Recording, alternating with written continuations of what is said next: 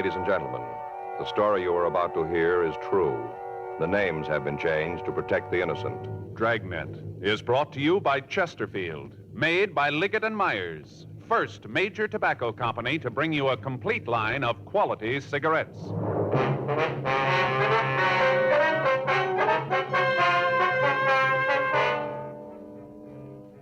You're a detective sergeant. You're assigned to hit-and-run felony detail. A young woman has been run down and seriously injured. The driver of the car has fled from the scene. Your job, find him. Today, friends, you hear these three words everywhere. Chesterfield's for me. The Chesterfield you smoke today is the best cigarette ever made. Best for you, because Chesterfield gives you proof of highest quality, low nicotine, the taste you want, the mildness you want. Chesterfield is best for you because it's tested and approved by 30 years of scientific tobacco research. Chesterfield is best for you because it has an established good record with smokers, proven by test after test. Yes, friends, the Chesterfield you smoke today is the best cigarette ever made for the taste you want, the mildness you want. Join the thousands now changing to Chesterfield. Always say, Chesterfield's for me.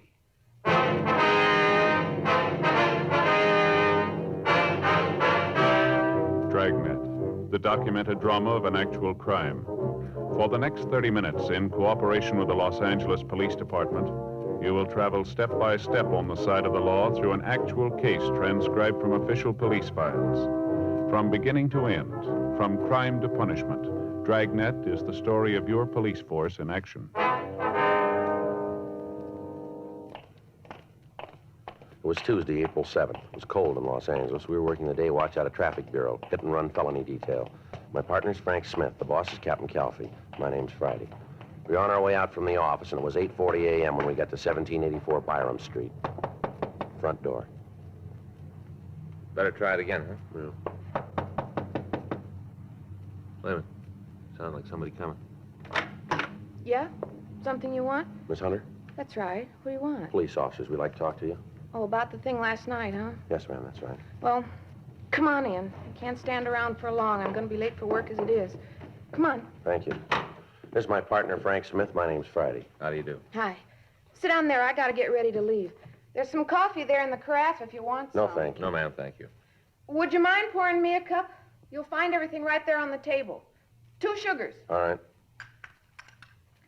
What do you want to know about last night? I told the officers who were there all I know. Yes, ma'am, we know. We read their report. We'd like to go over it with you if it's all right. It seems like a waste of time to me.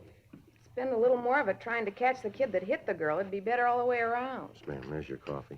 Oh, thank you. Ooh, still warm. Either one of you got a cigarette? Yes, ma'am. Here you are. Here's a light. Thanks. What do you want to go over? Well, according to what you said to the officers last night, you saw the accident. Is that right? I saw it, yeah.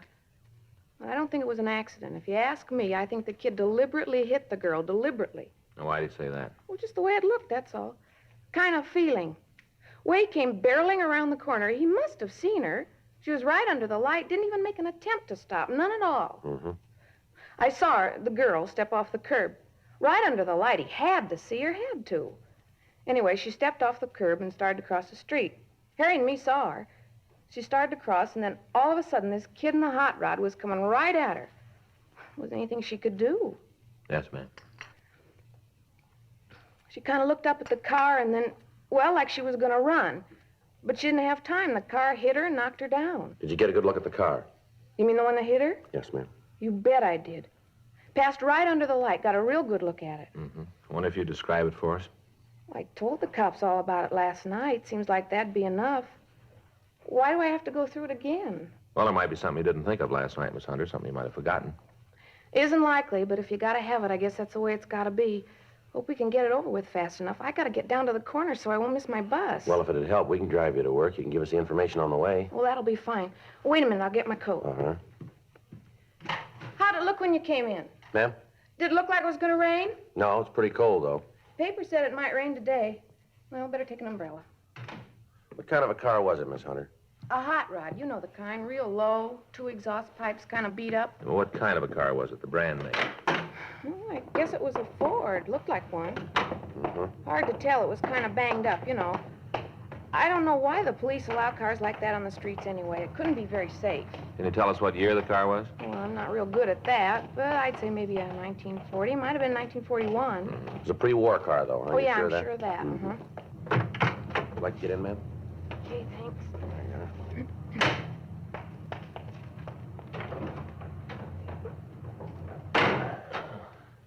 Where can we drop you, ma'am? Near First and Broadway will be fine, just on the corner there. Okay. Miss Hunter, was there anything about the car that'd make it easier to identify? Not especially. Black Ford, all beat up. I'm sure I'd know it if I saw it again, any place. Did you get a good look at the driver of the car? No, not too good. All I could see was that he was a kid, you know, maybe 19, 20 years old. Uh-huh. Sure like to see you get that kid. Is the girl all right? She looked pretty bad last night. Well, she's still in a critical condition. Doctors aren't sure yet whether she'll be all right. Sure hope she is. Have you talked to her? No, we haven't. Not yet. It's a terrible thing. Kids like that running around in hot rods, barreling around the city. Person's not safe on the streets anymore. Well, just because a car's got twin tailpipes, Miss Hunter, doesn't have to be a hot rod. Well, this one was. Even had the little sort of license plate hanging down from the back bumper. You mean a state license plate? No, one of those with a club name on it. You know the kind. There's not a notation of that on the report that we remember. Guess I forgot all the excitement and all. Must have forgot. Well, did you see the name on that plate? Yeah. Not real good, but I saw it. Think you can remember it? Not all of it. The last part was wheels, something wheels, 2 words. You're pretty sure of that, are you? Yeah, wheels. That's the word I saw. Didn't remember it last night. Guess it didn't seem important then. Must be a lot of cars that have those plates on them all over town. Yes, we know. Don't seem like it's going to help much. A lot of cars with those plates on them, lots of them. Yes, ma'am.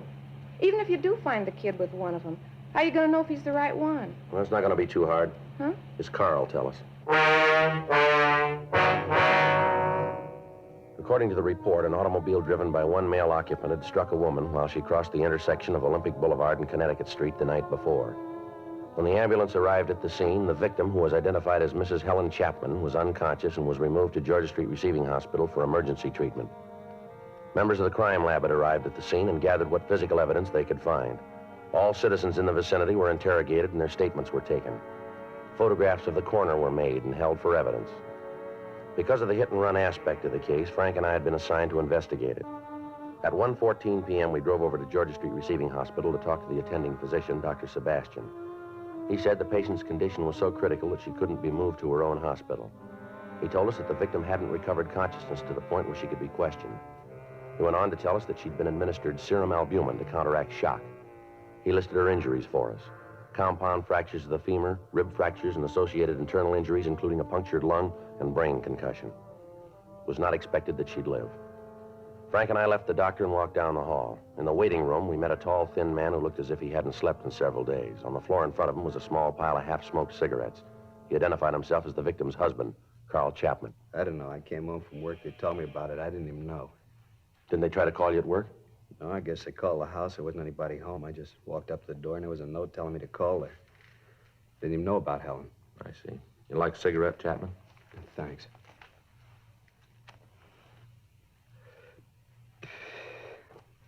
You talked to the doctor? Yes, sir, we just did.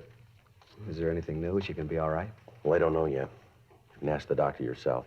Why don't anybody tell me anything? All the time I ask how my wife is, they tell me to ask the doctor. Why won't they tell me? I don't know, sir. Can't even find out if she needs anything. He won't let me see her. And anybody who'll tell me what's really happening in there, it's been over 10 hours. Nobody will tell me what's going on. Well, best thing, try to sit down and take it easy, Mr. Chapman. Oh, that's great to say. Just sit down. Easy to say. It's not your wife who's in there. It isn't someone you love. Why are you here, anyway? Why aren't you out trying to get the rotten little punk that did it? Why don't you look for him? We'll get to him, sir. When? After Helen's dead? Is that going to be when you start looking? We're looking for him now. We came over in the hopes that we could talk to your wife. We thought she might be able to give us some information. What in God's name do you want from her? The name and address of the kid who ran it down? Does she have to get out of bed and go find him for you? It's your job, yours. All this talk about the police department being so good, but what are you doing? You're standing around here with your toe in the dirt waiting for my wife to come to enough to point the kid out. All right, sir. Now, take it easy. Take it easy, nothing. You listen to me, both of you. You listen. If she dies, If that kid killed her, I'll find him. I don't know how, but I will. I'm going to do the same thing to him with my hands that he did with his car. I'll find him, I swear I'll find him, and I'm going to kill him. With my hands, I'm going to kill him. Mr. Chapman, Yeah, may I see you for a moment? yeah. Would you excuse us for a minute, Sergeant? Sure, Doctor. We'll wait out in the hall. It's a rough one, isn't it? Yeah. Wonder what's going on in there. I don't know. Better call the skipper. Tell him about that plate on the car. Get a broadcast out on it. Check the phone book for the address of the National Hot Rod Association. Better talk with them, huh? They might have something for us on the club. Right. You better start, cop. You better find him fast because I'm looking too. You ought to go home and get some sleep, Mr. Chapman. You're all worn out. I'm not going to get any sleep until I catch that kid. Until I catch that kid. How is the girl? She's dead. Both of them are. Both of them? Yeah. She was going to have a baby in a couple of months.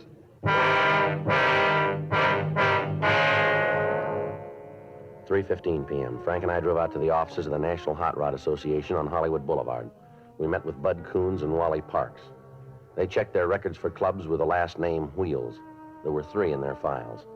2 were in the eastern part of the United States, and 1 was listed as having headquarters in Alhambra, California. We obtained the name and address of the president of the club, and we drove out to see him. We found him in the garage behind the house working on a 1941 Ford. We introduced ourselves, and he asked us to sit down. What do you want to see me about? We understand that you're the president of the Square Wheel, is that right? Yeah, that's right. Why? How many members do you have in the club? 18. 18 actives. There's a couple of guys in the service. What's this all about, anyway? How come the questions? All your members have the metal plates with the club name on their car? Yeah, get them when they pay the initiation fee. Why? Anybody else have them? Not legally. What do you mean? Well, a couple of them out, been stolen from members. Any of the fellas in the club drive a black pre-war Ford? Yeah, I guess we got about 5 of them. I got one myself, as a matter of fact. Listen, why can't you tell me what this is all about? Figure if I knew what you wanted, I could help you out. Well, a woman was run down by a hot rod last night. One of the witnesses saw a plate on the car that might have been from your club. No kidding. That's the way we get it. What did it look like? Well, they say it had twin pipes, pretty well beat up, white sidewall tires. It's not one of ours, then. You sound pretty sure. What about the plate? Well, I told you, we've had a couple of them stolen. Must have been one of them. Well, how come you're so sure it wasn't one of your members? Oh, I know the cars in the club. There isn't a yo-yo in the bunch. What's a yo-yo? Well, yeah, you know, a shot rod, junk heap. Oh, I see. I don't know. Seems like every time there's any trouble with a car over 5 years old, it's a hot rod. Sure not fair. That's so. Yeah. Come here, I'll show you. Now, take a look at that. I've been working on it for 3 years. Got over $1,200 in it. Take a look at it. It's a lot of motor. Yeah, it's a good car, but what's it prove? The car that ran that woman down wasn't a hot rod. Well, how do you figure that? You said it was a wreck, didn't you? That's right. We haven't got a wreck that's allowed on the streets in this club. I don't know a legal club that has a yo-yo in it. We got a safety check every month. Any car that isn't safe has to be fixed or the guy's out. A lot of clubs operate that way. Yeah, we know. Kids build rods for 2 reasons. Because they want the cars to run better, be more efficient, or else they want something a little different than you can buy in a showroom. Yeah, well, all this sounds good, but a woman was killed last night by a kid driving a hopped-up car of some kind. Maybe it had twin pipes, a loud muffler, but I'll give you odds from here to Bonneville that it wasn't a hot rod. I know how you guys feel. We're always getting it. Every kid behind the wheel in a second-hand car is a potential killer. The way the papers picture us, we just roam around looking for somebody to run over. That's not true. You check the records. I think you'll find that the ratio between tickets given out to members of hot rod clubs, members of the NHRA, and any other group of drivers will make the hot rodders look pretty good. There hasn't been a ticket in our club in the last year and a half. The one before that was for overtime parking. Oh, I'm sorry, fellas. That car last night wasn't one of our guys, and you can bet he wasn't a hot rodder either. You got any way of knowing who could have gotten the plaque? Well, not right off, but we'll find him. How? There's only so many streets in Los Angeles. We'll find him. Guys like that make things rough on the clean drivers in this town. We'll find him for you. Well, we'll appreciate any help you can give us on this, but it's police business. If you find him, give us a call right away. Don't worry, we will. How do I get in touch with I'll you? leave you one of our cards. Anytime. You call us. All right. I'll get on the phone and get the fellas rounded up. If you turn anything, call us right away. Don't try to take care of it yourselves. Only one thing we're interested in. You know, what's that? Proving to you it wasn't one of us. That's what's important. Showing you we're on your side. Well, that shouldn't be too hard. Huh? There's a lot of room. We got the names and addresses of the members of the Square Wheel Club, and we talked to them. We checked their cars, and each of them volunteered to assist us in attempting to locate the hit-and-run vehicle. 6:40 p.m. Frank and I got back to the office. During the afternoon, the broadcast on the car had gone over the state wire, and every police officer in the state of California was looking for the hit-and-run car. When we checked with communications, there'd been no replies to our broadcast. 7:15 p.m. We put in a call to Georgia Street Receiving Hospital, and we talked again to Dr. Sebastian. He told us that the victim's husband, Carl Chapman, had been placed under the care of his family doctor and had been given sedatives to make him sleep. While I checked with Lieutenant Wolfram on the developments, Frank went over to the crime lab and talked with Lieutenant Lee Jones. 8:47 p.m. We met back in the squad room. Any word yet? No. Got a call from Al Gibbs. Hot Rod Club? Yeah. He says all the clubs in the area are looking for the car. They divided the city up in sections. Members are checking all the streets. No luck, though, huh? No, nothing. Well, they turned a couple of cars, but they don't check out. How'd you do? Pretty good. Got the report here. Uh-huh. Had a couple sandwiches sent in. Got your Swiss on rye. Good. In the bag there. Where's the coffee? Right there, carton. Oh. The lab sure did a good job on this stuff. Here. Mm-hmm. Here's the scene. Victim was found 10 feet 4 inches from the northeast corner, 4 feet 8 inches from the north pedestrian crosswalk. And put it about here, wouldn't it? Yeah. They found particles of broken glass. Checked on him at the lighthouse. Lenses from 1944. Here's a picture of him. Yeah. In the gutter of the southwest corner, they found this. There's a bumper guard. Yeah, I looked at it. It's new. Any brand name? Yeah, but it's not going to help much. Distributed all over the country. Well, how about skid marks? Any sign of them? No, not that they could find. Either the kid didn't have time to use them or else he didn't want to. They came up with this, though. Yeah, what's that? Well, some marks from a tire.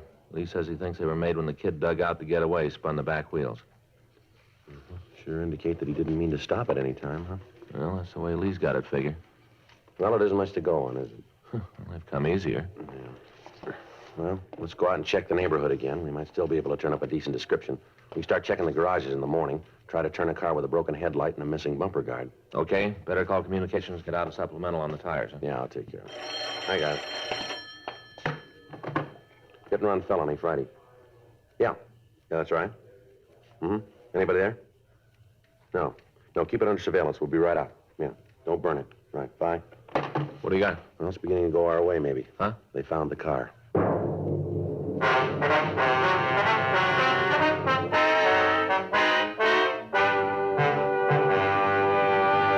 You are listening to Dragnet, the authentic story of your police force in action. Chesterfield's for me. You hear it everywhere. Tonight, we hear from America's #1 band leader, Ray Anthony, who, with his attractive wife, Dee, plays college dates from coast to coast. In cigarettes, the young crowd really goes for Chesterfields.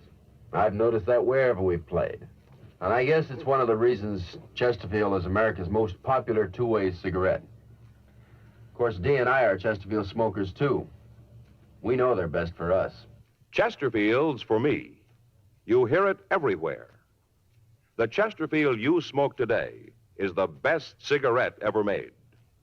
For the taste you want, the mildness you want, join the thousands now changing to Chesterfield.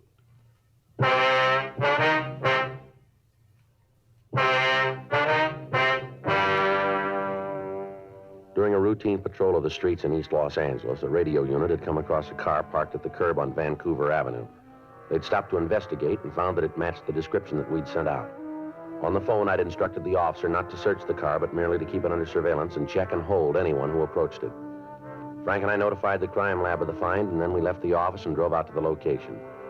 We talked to the officers in the police car, and they told us that they hadn't seen anyone near the vehicle. We checked the registration and found that the registered owner was a Jack Moore. The white slip gave us an address in Hollywood. While the crime lab went over the car, we drove out to Moore's address to talk to him. He lived in a large house built in the mid-20s as a private residence. It had been converted into a boarding house. Frank covered the rear entrance. I rang the front doorbell.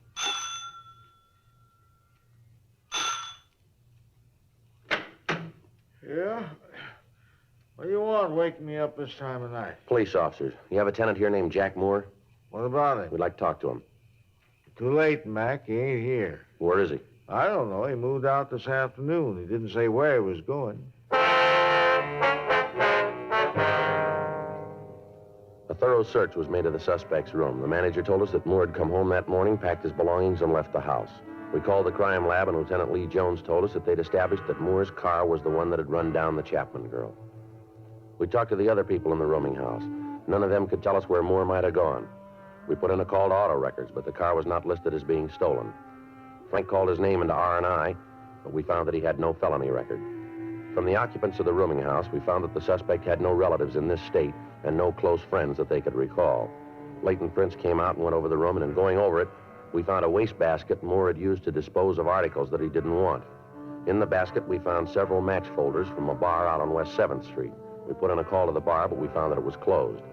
From the manager of the rooming house, we got a good description of the suspect, along with the information that he received no mail and that he was apparently unemployed.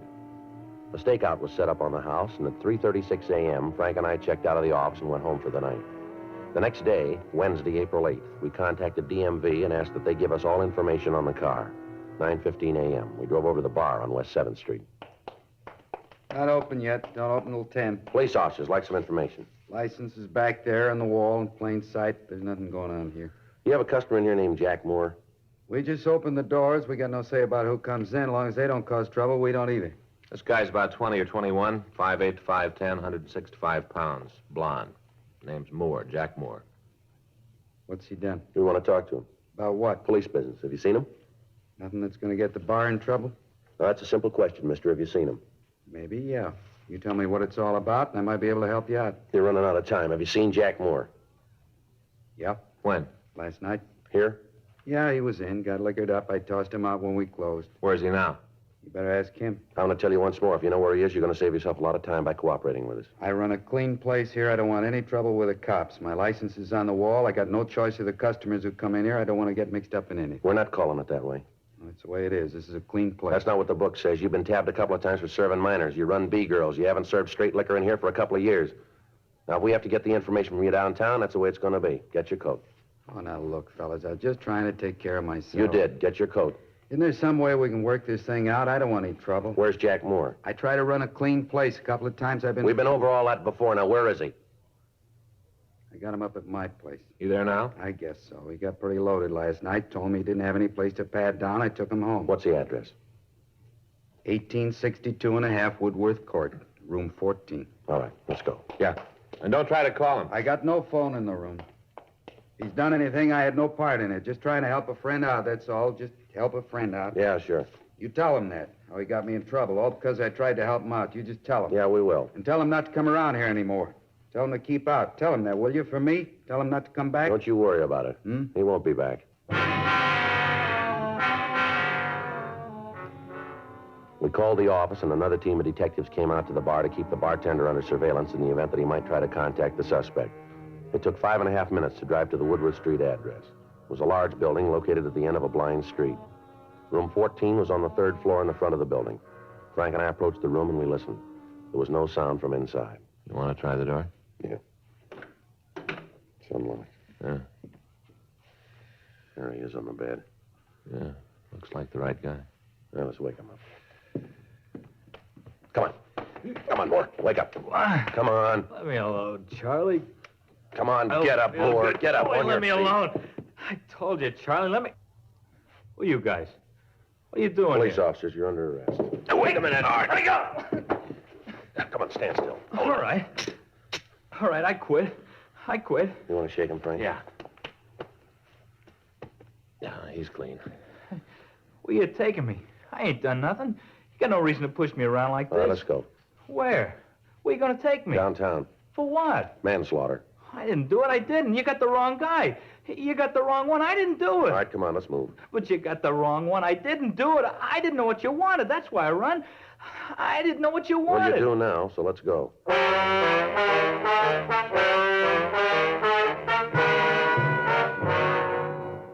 The suspect was taken to the squad room where he was questioned. He refused to admit any part in the crime. He was confronted with the physical evidence and with the ownership of the hit-run vehicle. The witness to the crime came to the office and said that Jack Moore was the man that she'd seen at the wheel of the car when Helen Chapman had been run down. Throughout the interrogation, the suspect refused to say anything. At 1:47 p.m., the door to the squad room opened and Carl Chapman came in. Where is he? I know he's here. I want to see him. All right, take it easy, I Chapman. heard you caught him. I want to see him. I want to tell him. Is that the kid? Are you the one? You the one who killed Helen? Well, answer me. All right, take it easy, Chapman. Is he the one? The evidence points that way, yeah. Please. I want you to do something for me. What's that? Go away. Out of here, please. We can't do that, Chapman. He's in custody. Please leave me alone with him. Come on, Chapman. You better wait outside. Now, just a minute. Listen to me, kid. When they put you in that cell, you get down on your knees and thank God that they found you before I did. You understand? You thank him, and every day you live, you thank him. You do that because I would have killed you. Take it easy, Chapman. My wife's dead because of him. You hear that? You killed her. They got laws to save people like you, but none for her. None for her and the baby. They didn't have any laws. None for them. All right, Chapman. Come on, take it easy. Frank? Come on, sir. Yeah.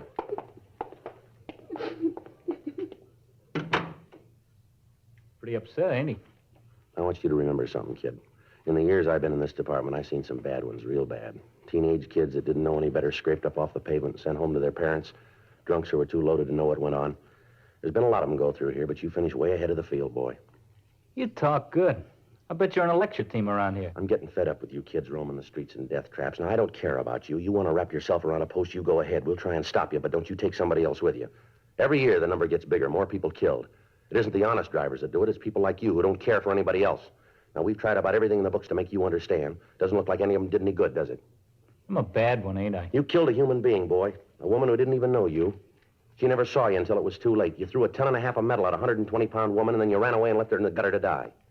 You've wrecked the family. You tore it right down the middle and rolled over it. You've ruined the lives of all the people around that woman.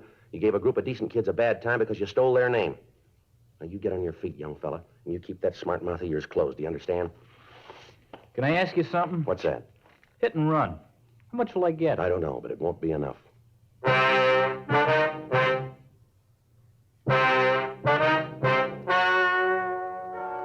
The story you have just heard is true. The names were changed to protect the innocent. On October 14th, trial was held in Department 97, Superior Court of the State of California, in and for the County of Los Angeles. In a moment, the results of that trial. Now, here is our star, Jack Webb. Thank you, George Fenneman. Thousands of smokers all across the country are now changing to Chesterfield. We'd like you to give them a try, too. I know you'll like them because the Chesterfield you smoke today is the best cigarette ever made. For the taste you want and the mildness you want, smoke America's most popular two-way cigarette. Regular or king size, Chesterfield.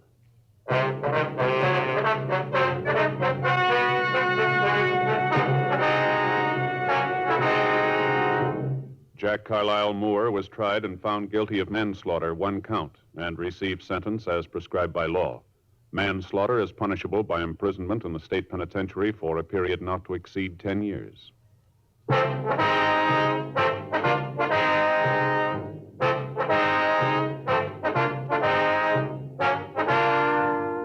You have just heard Dragnet, a series of authentic cases from official files. Technical advice comes from the Office of Chief of Police W.H. Parker, Los Angeles Police Department.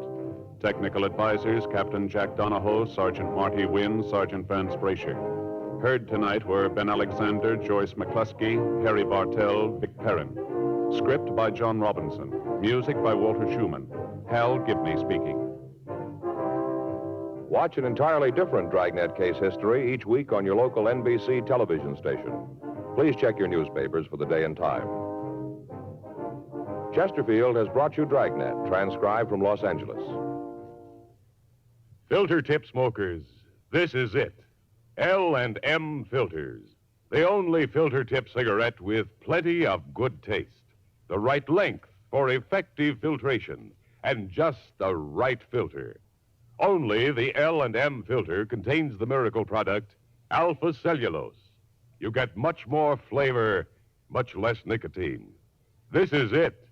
As Bennett Cerf puts it, L&M filters are just what the doctor ordered. Buy L&M filters, America's highest quality and best filter tip cigarettes.